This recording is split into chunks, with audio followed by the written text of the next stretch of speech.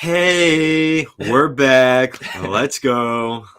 Welcome back to Fireside Rangers. Oh, I'm not on mute there. My apologies, everybody. You know what happens? The many people who have joined us this evening. You They're and one coming. other. They're coming. They'll be here soon enough. Well, I'm joined by my co-host today, Eric Wilson, as always. Tough loss by the New York Rangers last night. Overtime. Alexander Georgiev turned into Jesus for a couple of hours and totally screwed us. As always, whenever the Rangers get rid of someone, they always walk back into MSG and act like they own the place. But all right, how we feeling tonight, Eric? I'm nervous more than ever, if I'm being honest. You know, every time we played the Islanders, it's like I need to lock myself in my room, meditate for like 30 minutes, and then pray to whatever God you believe in. You got to do it tonight. We can't lose to the Islanders. Yeah, this is a big one, and 3-2-2 versus 2-4.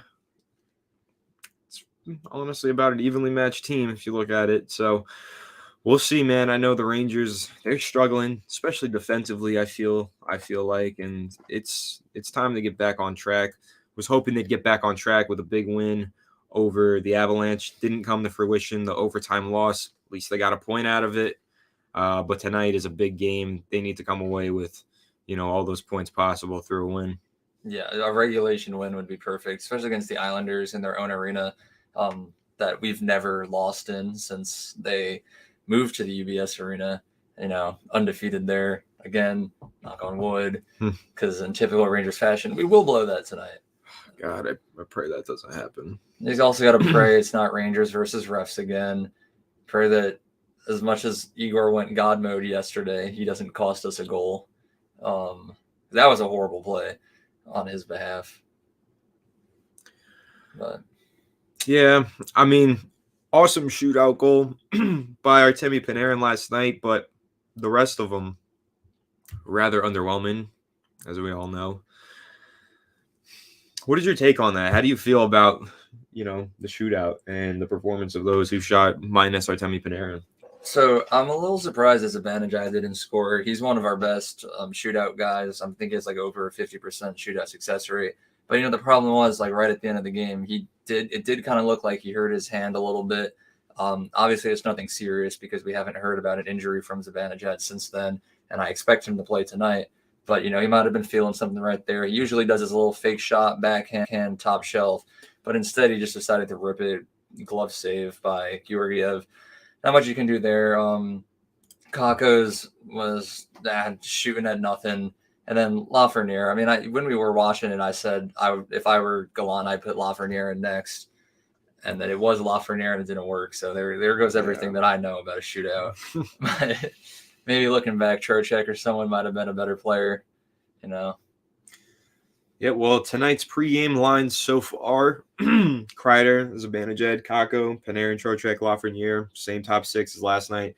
VC, Goodrow, Gauthier, Blais, Carpenter-Reeves. So Gauthier, that's pronunciation, right? Gauthier in the lines tonight, called up from the Hartford Wolfpack. No Vitaly Kravtsov, man is made of paper mache. He just keeps falling out of the lineup. It seems like it's never going to end. So it didn't even look like that bad of an injury, too. Just to be like blunt about it, I understood the first time he got injured this season. I was like, oh wow, his head just got smashed into the boards. I'd need a week off too.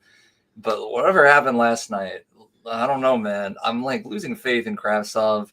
We thought he was going to come back and have something to prove and redeem himself basically in the eyes of the organization. And all he's done is get injured. That's just one contributing factor. It's just causing us to have to call up these guys from Hartford. Yeah, I mean, we were hoping that this would be, he's hungry, he's coming back, he's here to stay. Doesn't look like that. It's been a shaky start to the season for Vitaly Kravtsov. Not really much of an update other than Gallant saying he's, quote, day-to-day. But he did come off last night favoring his left arm in the third period. He took one more shift after that, but he didn't play the final 5 minutes and 57 seconds or take any shifts in overtime. And, a couple of people on Twitter saying he's kind of playing himself out of the lines right now. And I agree. I think he's just He's not performing. He's not putting up points. He's just getting hurt and then forcing the Rangers to put themselves in difficult situations, call up guys from the Wolfpack. It's not a good time right now, and I think that Vitaly Kravtsov, more than anything, is hurting the team rather than helping. Yeah, I mean, I was very excited when he was coming back to the team. I thought he was going to bring great things, but no, he's like literally only done things to hurt us. He's taking up a roster spot that potentially could have gone to someone like Brennan Othman or another one of those guys that we had to let go. But instead, we just re-signed him, and now he's just not even playing. So now we get to see Julian Gauthier on the ice, who is really not that good. But, hopefully he'll be better than what Kravtsov's done, as long as he can put a shot on net, maybe kill a penalty or something. I don't know. It's just Kravtsov, man. It's killing me. Yeah, another player that I want to discuss is Adam Fox. We've talked a lot about Artemi Panarin having a great season. We're super impressed with him, the way that he's been playing, and he's really stood out the most among the forwards, the offense. But defensively, Adam Fox is just continuing to be that dude. He's him, and He's so the only dude. He's the only dude on the defensive lines right now that's actually playing up to par of any standards. But you know what? Last night against Colorado, I will say Trouba did have a good game. But one game doesn't define your season. Right. Adam Fox at least has been consistently putting in work game after game. So, what's your take on Adam Fox? How are you feeling about him? I mean, he was like the highlight of last night, in my opinion. It was him versus Makar, 2021 Norris winner versus last year's Norris winner. And honestly, I think Fox did, even though the Rangers did lose against Colorado, I do think that Fox did outplay Makar. He scored the game-tying goal in the third period, which led us to overtime. Makar didn't exactly do too much on the ice. He looked good as always, but nothing too crazy. I think without Adam Fox leading that defensive line, I think we would have let in a lot more goals. Obviously, Igor played out of his mind, had a lot of crazy saves, but the defense, it needs to improve. Luckily tonight we're going against a team like the Islanders who don't have that much offensive star power, but it's like we might see the same problem we've seen against San Jose and Columbus, where we go against a worse team, kind of relax a little bit, and it comes back to bite us in the ass, Yeah, and I will say Trouba, he did play a good game. He did have, he assisted on one of the goals. I think that Trouba and Fox played well, but, other than that, definitely need some improvements. What are you thinking about, those other guys on the defensive side? I mean, Lindgren has just been non-existent. From what I saw last night, Schneider and Hayek looked a lot better than Schneider and Jones did. I still wouldn't even say that they looked good, though. Like, it was like an improvement, but like tonight you're getting Zach Jones as a healthy scratch, and you're getting Hayek and Schneider instead. So that's definitely interesting. Yeah, I mean, same thing as last night. So, I mean, they're the third defensive pairing. They're not going to get the craziest amount of ice time. They kind of just got to prevent a goal from being scored. I'm not expecting great things out of them like I am from Trouba, Fox, Linger, and Miller. It's kind of just like when they're on the ice, the goal is just survive. And then when like Lindgren and Fox are on the ice, the goal is do something, Right. That's just the way it is right now. For sure. And when you're taking a look, heading into the game tonight, who on the Islanders are you keying in on taking notice of? Two players, one on offense, Matt Barzal. He's like my least favorite player in the entire NHL. He's the most overrated player, but he is still pretty good. He's probably going to put up a point against us at some point. Fun fact, I've had the opportunity to meet Matt Barzal like 10 times in my life, but I've said no every time. So that's how do you gain such an opportunity? All right. Long story short, back in high school, my ex-girlfriend, her dad was his private driver, and they would go have dinner with him like once a week. And every week they were like, Eric, you want to come? I was like, hell no. Like, all I'm going to do is just like shit talk him. But yeah, no, I'm scared of him a little bit. And then obviously, I don't know if he's going to be playing goalie, but Ilya Sorokin, who is kind of like rivals with Igor at this point, the two Russian goaltenders of New York. Obviously, Igor is a lot better, but Sorokin is younger and does have the potential to rival Igor right now. So he could put up another good goalie performance against us. As always, every goalie when they play the New York Rangers just decides to become a brick wall. But yep, especially Georgiev in his first matchup against the Rangers. I mean, That really was just an utterly insane performance from him last night. But credit to Igor Shesterkin. I know you complained, minus the one moment where it was his fault on that goal. He did play a spectacular game, and he made some saves that were just otherworldly. Of course, I've said this a million times. I'll never blame a goalie for a loss, but one goal I could easily blame Igor. That was really bad. But the Rangers could have just scored more goals too. Exactly. It's never a one-man problem. And I think that is the problem. The Rangers just aren't scoring enough goals. I know in this game they put up a ton of shots in the second and third periods, but in the first period, I mean, they came out sluggish. And I think the slow start to each game is what's really damning the New York Rangers at this point. They're not getting off the hot starts. And it's funny because it's like the opposite problem of last season, where last year we'd come out hot. The first and second period would be incredible hockey. And then by the time the third period came around, they would be tired and slow down, and that's when we would choke every game.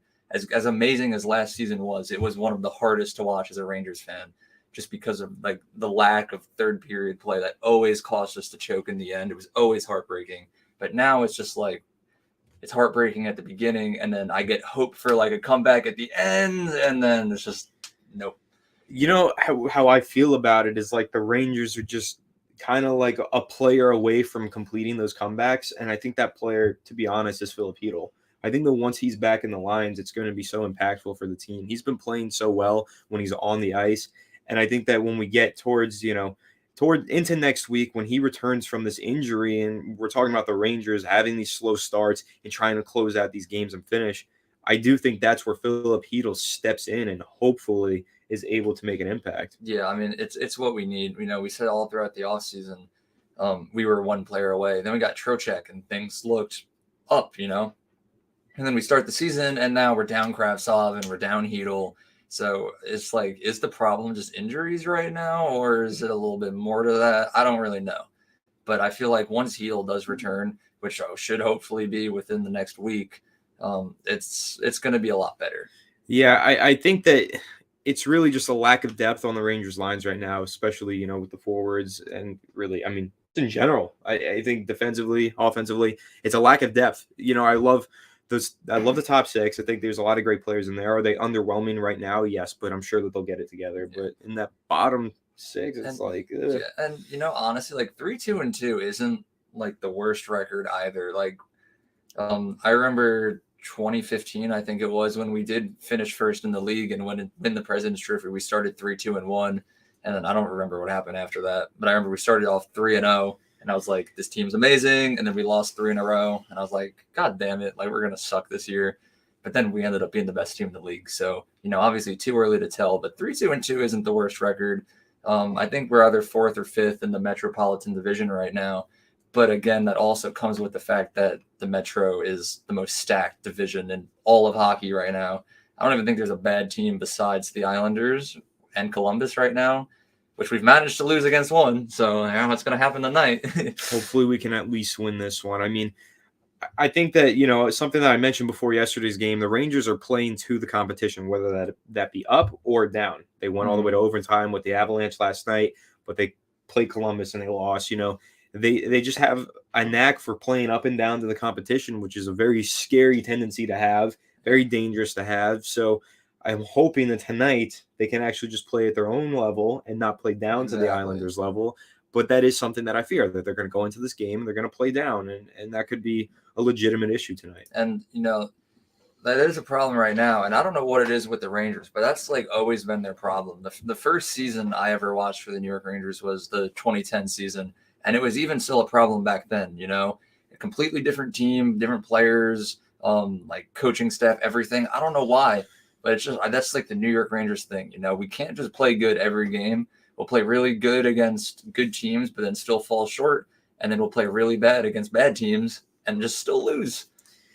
What are your thoughts on the first line, Kreider, Zibanejad, Kakko? Their, points output not being necessarily the best. Obviously, no points from them last night. Like, how are you feeling about that top line, and what are they missing? Why aren't they performing up to the level that they usually do? It's a little concerning, but I don't think it's anything that needs to be changed right now, because the way that the top six has been looking right now is the first line and the second line are kind of getting even playing time right now. So you're seeing Panarin, Trocheck, and Lafreniere pretty much the same amount that you're seeing Kreider, Zibanejad, and Kakko. And like that first line of Kreider, Zibanejad, and Kakko, they look really good. The only problem is they just have been very unlucky with finishing. You know, sometimes plays don't go their way. Kreider thought he scored last night. He probably should have scored, but it didn't work out like that. Kakko looks great with the pucks. Zibanejad's ripping shots. One of these days they're going to break through, and that line is going to have like a collective like 6-point night between them, you know.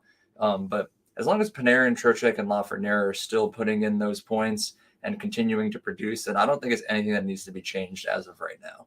Yeah, hopefully tonight is that night where they have that 6-point breakout performance, and then can just keep the puck rolling for the rest of the season. That would be great. Yeah, and I know Panarin loves to score against the Islanders. Yeah, I'll never forget my favorite tweet in history was July 1st, 2019, I believe it was, when Panarin was a free agent, and every single NHL analyst was tweeting, Artemi Panarin will be a New York Islander tomorrow, like all over the internet. And then the next day, it was just New York Rangers, 7-year deal.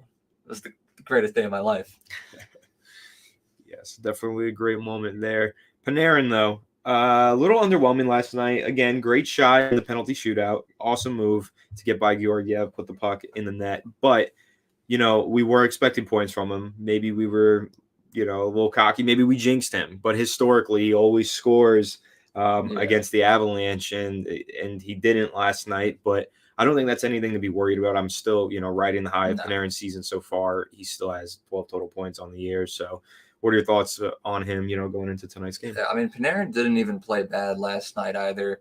It was just, unfortunately, Georgiev played great in net. Obviously, Cale Makar was like Jesus Christ on defense right there. So, yeah, you're not going to score a point every game. We've made a couple jokes throughout the last couple episodes, like, oh, Artemi Panarin's on pace for like 160-something points. We know that's not going to happen. He's going to have games where he doesn't put up points. But he did look good, and I expect him to look good again tonight. Historically, he has also been good against the Islanders. So maybe he'll score. Maybe he'll put up an assist or two. And if not, it doesn't even really matter. You can't have a Stanley Cup winning hockey team if you're relying on every single one of your points to come from one guy, right, as good as he is. People like Trocheck, Lafreniere, Kakko, Kreider, Zibanejad, it's time for them to start putting up points too. It isn't the New York Panarins. It's the New York Rangers. Right. Not the New York Breadmen, like my fantasy team is named. But I think that's actually a really good point, because the Rangers have been relying on Panarin, and that's why they've had the sluggish start to the season. He's basically, producing all of the points for the team. It is time for Kreider, Zibanejad, Kakko, Trocheck, Lafreniere. These guys need to start stepping up and playing up to the level that we know that they're capable of. But Christopher, Big Bear, let's go. Shout out to you. We're super hyped for tonight. Very ready for tonight's game and excited to see, hopefully, the Rangers beat the lesser of the New York teams. And Jordan, he's here. Sorry for being late. That's totally okay, Jordan. We're going to try and make this a regular thing, 30 minutes before every game. Go on for about 20, 25 minutes and kind of just talk New York Rangers hockey with you guys. Of course, trying to keep the upload schedule as well, but happy to have you in here and happy to talk some New York Rangers hockey. And ready for this is something I didn't even realize last night. So the 2 goals that we scored, one was by Barclay Goodrow, assisted by Trouba and Sammy Blais. And the second goal was scored by Adam Fox, assisted by Jimmy Vesey and Barclay Goodrow. Not a single member of the top 6 recorded a single point last night. I didn't even realize that. Yeah, and great game from Goodrow, all things considered. He played a pretty solid game. I said in yesterday's live stream that I was like nervous about his play, and then he went and was the best player besides Igor. We were nervous about his play, and we were confident in Panarin's play and his ability to put up a point. And no points for Panarin. And Goodrow goes out there and has a good performance. Who would have thought? New York Islanders spits on the ground. Yes, spit on the Islanders. I would never spit in your room. Not on camera, at least. Yeah. Disrespectful. But that is a great thing to bring up here. The top 6 underperforming, no points last night, directly leads to a loss, an overtime loss at least. And I think that's really something that the Rangers need to fix. Kreider, Zibanejad, Kakko, they got to start producing points. Panarin, I'm going to, cut him some slack because he's been phenomenal all year. Didn't get a point last night, but that's okay. Trocheck and Lafreniere. Trocheck is a guy who we were really excited about when the Rangers signed him this offseason, but I feel like he's had a pretty slow start to the season. He's played okay but a little bit too inconsistent for my liking. Maybe he's just trying to get warmed up. New team, new coaching staff, new players around him. Hopefully he eases in and starts to warm up and catch fire. But right now, Trocheck, a little inconsistent. I'm a little underwhelmed with his performance through the first few games of the season. Hopefully, tonight could be the night that he turns it around and makes me eat my words here. But I don't know. What are your thoughts on Trocheck's performance through the first few games? I mean, I won't argue with you about that, but I also wouldn't necessarily agree. I think Trocheck has looked great. It's just the point production hasn't been there. It's kind of like the Kakko thing that we've been seeing the last couple of games, where he's making plays, he's looking strong with the puck, making very smart decisions. It just hasn't led to any goals pretty much at this point. And, he has a couple of points, but not exactly what we wanted to see out of him thus far. But again, only now 7 games in on a new team, new environment, new players. It is going to take him a little while to get adjusted. So, like you said, give him a little slack.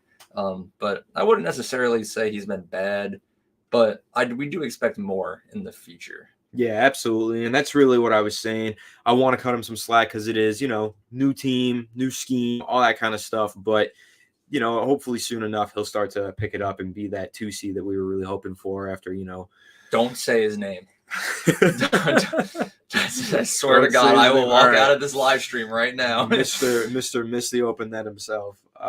Christopher Big Bear leaves a solid comment here to dive into. I think coaches figured out how to handle the guys in our top 6 for the most part. Everyone's ready for that one-timer from Mika or Kreider camping in the front. They're going to have to mix it up. And I do think that is a solid point to bring up here. The one-timers from Mika or Kreider, a staple in the Rangers' offensive attack, but it's something that I think the other teams are keying in on and expecting at this point. So, Eric, what are your thoughts? How do the Rangers kind of change their attack, change their game plan, and start to maximize the skill set of these players? Well, for one, the 5-on-5 play this season has been a lot better than last season, but the power play has been a lot worse than last season, and I think that is a big part of it. The reason our power play was so successful is because Kreider would just be in front of the net and just put in these rebound goals, and clearly that's not working. So we might have to switch it up, tell Kreider to maybe not be the one in front of the net and carry it up the ice. Kreider is one of the fastest skaters in the entire league.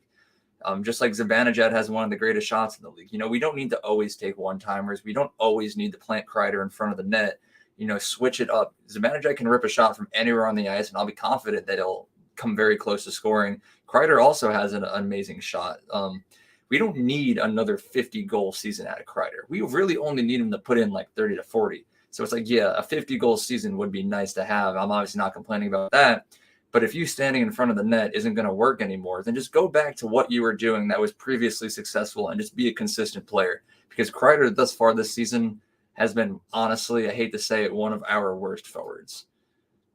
Yeah, and that's putting it bluntly, but that's putting it accurately. He is underperforming by a wide margin, and it's time for him to heat it up. As we've said, it's time for everybody in the top 6 to really just take it up a notch. After last night's performance, especially, the points coming from the defense and the bottom 6.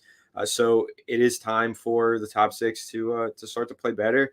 Minus Panarin, he's been great, but Trocheck, Lafreniere, Kreider, Zibanejad, Kakko, I'd like to see them put up some points tonight. Hopefully, lead the Rangers to a solid win over the lesser of the New York teams, but. It's game time, baby. It's right here, 7:30 p.m. So we're going to go ahead and sign off. Thank you to everybody who stopped by. Thank you to Jordan and Christopher for leaving your comments. Much appreciated. We're going to catch you guys in the next live stream. We might not be able to stream this upcoming game, which is on Saturday. We have a very busy week ahead of us. And Sunday night, we're going to try, but next week, we'll be back on track with a couple of live streams for you guys, and we're going to keep the uploads going anyway. So make sure to stay tuned to Fireside Rangers and subscribe. If you're new to the channel, ring the bell so you don't miss an episode. Don't miss a live stream. We're here to provide you with all of the Rangers content that your little heart could possibly desire. So make sure to leave a like, and we'll catch you all on the next one. Have a good one. And never forget, you can't spell Islanders without an L. Thank you. Let's go Rangers. Let's go Rangers.